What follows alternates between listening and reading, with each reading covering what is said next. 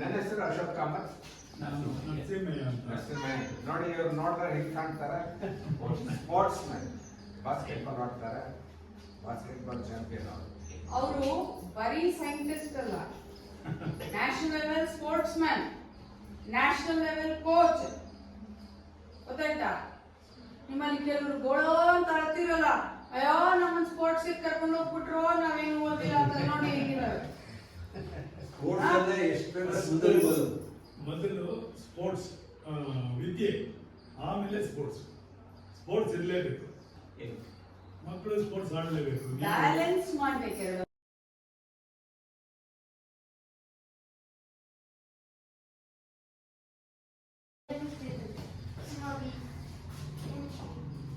ನಾವೆಲ್ಲ Ramamurthy colleagues friends.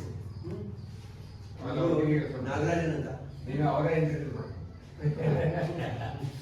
Nagaraj ಅಂದ್ಬಿಟ್ಟು okay, ನಾವೆಲ್ಲ ರಾಮಮೂರ್ತಿ ಜೊತೆನೇ ಕೆಲಸ ಮಾಡಿದ್ದೀವಿ. Okay, so what is your ambition?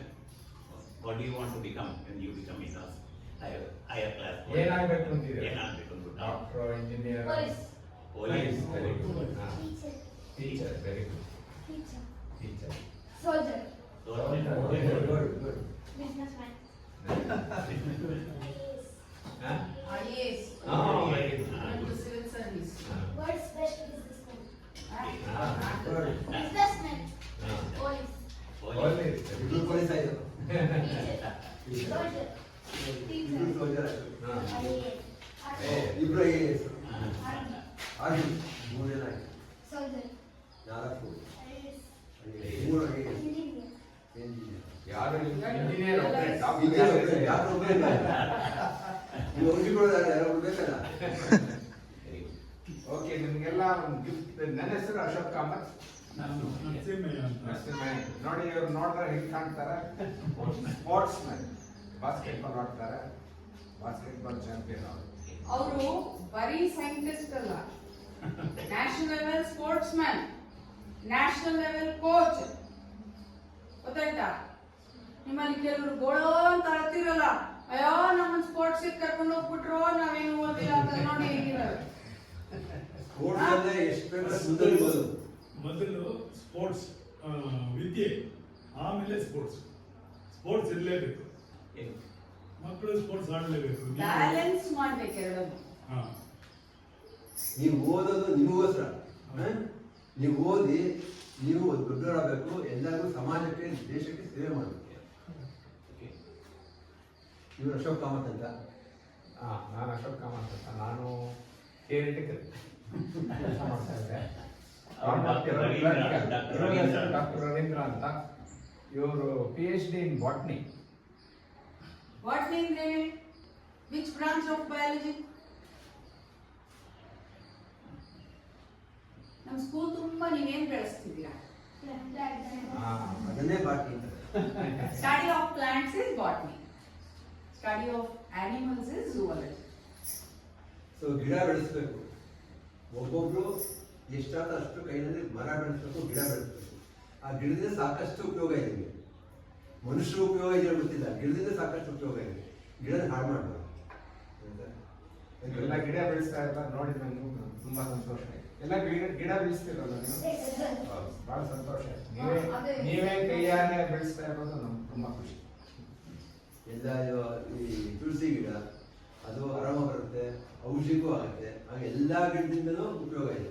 ಯಾವ ಗಿಡದಲ್ಲೂ ಉಪಯೋಗ ಇದೆ, ಎಲ್ಲದರಲ್ಲೂ ಉಪಯೋಗ ಇದೆ. ಈ ಸ್ಯಾಂಡ್ವುಡ್ ಅದ್ರ ಉಪಯೋಗ ಇದೆ. ಆದರೆ ಎಲ್ಲ ಗಿಡದಲ್ಲೂ ಉಪಯೋಗ. ಆದರೆ ಗಿಡ ಬೆಳೆಸ್ಬೇಕು. ಗಿಡ ಬೆಳೆಸಿದ್ರೆ ನಿಮಗೂ ಒಳ್ಳೆಯದು, ದೇಶಕ್ಕೂ ಒಳ್ಳೆಯದು. ಅದು ನಮಗೆ ಉಪಕಾರ ಆಗುತ್ತೆ, ಅದರಿಂದ ಅಪಕಾರ ಅಂತೂ ಇಲ್ಲ. ಆಯ್ತಾ? ಚೆನ್ನಾಗಿ ಓದಿ. 3 ಜನ IAS ಆಫೀಸರ್ ಅಂತ ಹೇಳಿದ್ದೀರಾ, 4 ಜನ ಸೋಲ್ಜರ್ಸು, ಬಿಸ್ನೆಸ್ ಮೆನ್ಗಳು.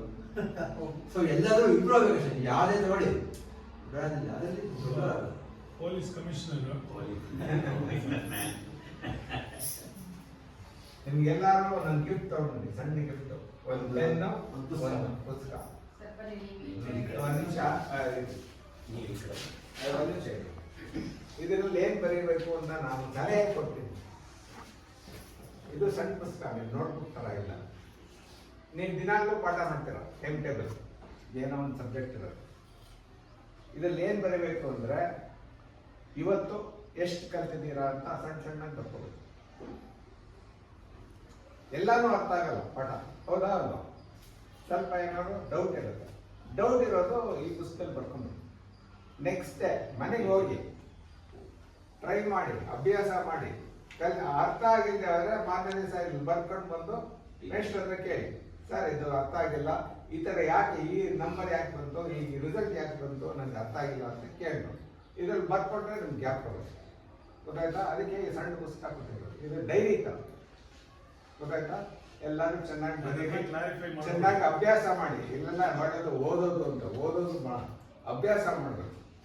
ಪರೀಕ್ಷೆಯಲ್ಲಿ ಏನು ಬರೀತದಲ್ಲ, ಓದೋದಿಲ್ಲ, ಬರೆಯೋದು ಏನು ಮಾತಾಡೋದೇನಿರೋದಲ್ಲ, ಬರೀತಾ ಇರ್ತೀರ. ಅದಕ್ಕೆ ಬರೆಯೋದು ಅಭ್ಯಾಸ ಮಾಡಿ.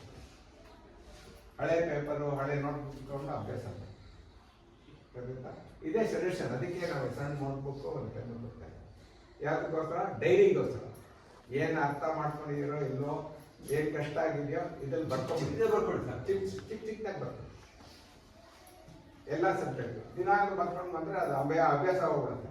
ಓ ಇದು ಅರ್ಥ ಆಗಿಲ್ಲ, ಇದು ಸ್ವಲ್ಪ ಡೌಟ್ ಇದೆ. ಆಮೇಲೆ ಮಾರನೇ ದಿವಸ ಬಂದು ಟೀಚರ್ಸ್ ಎಲ್ಲರೂ ಇದು ಅರ್ಥ ಆಗಿಲ್ಲ ಸರ್ ಎಕ್ಸ್ಪ್ಲೇನ್ ಮಾಡಿ ಅಂದರೆ ಅವ್ರಿಗೂ ಖುಷಿ. ಅರ್ಥ ಆಗಿಲ್ಲ ಏನು ಕ್ವಶನ್ಸ್ ಏನೂ ಇಲ್ಲ ಅಂದ್ರೆ ನಿಮ್ಗೆ ಎಲ್ಲ ಅರ್ಥ ಆಗಿದೆ, ಇಲ್ಲ ಏನು ಅರ್ಥ ಆಗಿಲ್ಲ ಅಂತ ಎಲ್ಲ.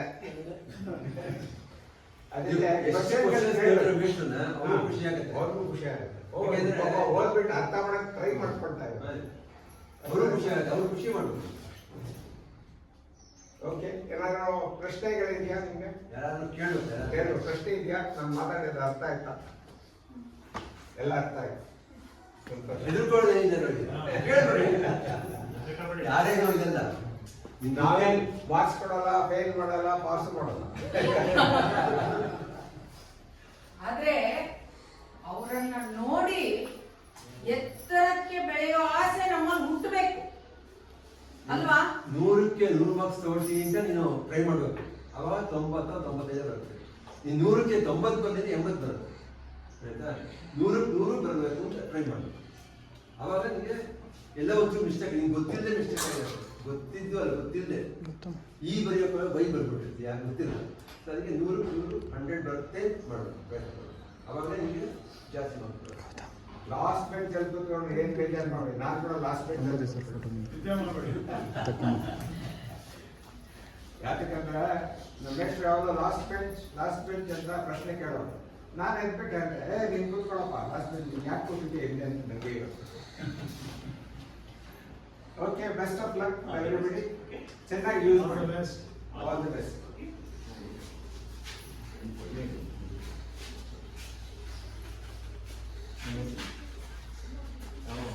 ಬೆಸ್ಟ್ ಆಫ್ ಓದ್ಬೇಕು. ಗೊತ್ತಾಯ್ತಲ್ಲ ಯಾಕೆ ಕೊಟ್ಟಿದ್ದೀವಿ ಅಂತ ಪುಸ್ತಕ? ಬರ್ಕೊಳ್ಳಿ, ಡೈರಿ ತರ.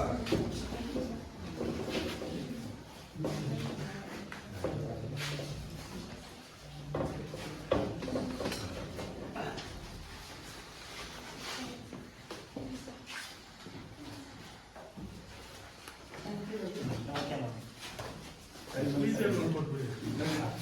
ಅವ್ರಿಗೆ ಕೊಡಿ.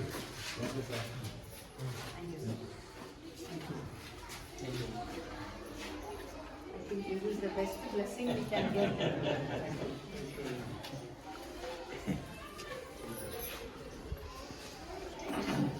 ಇವ್ರು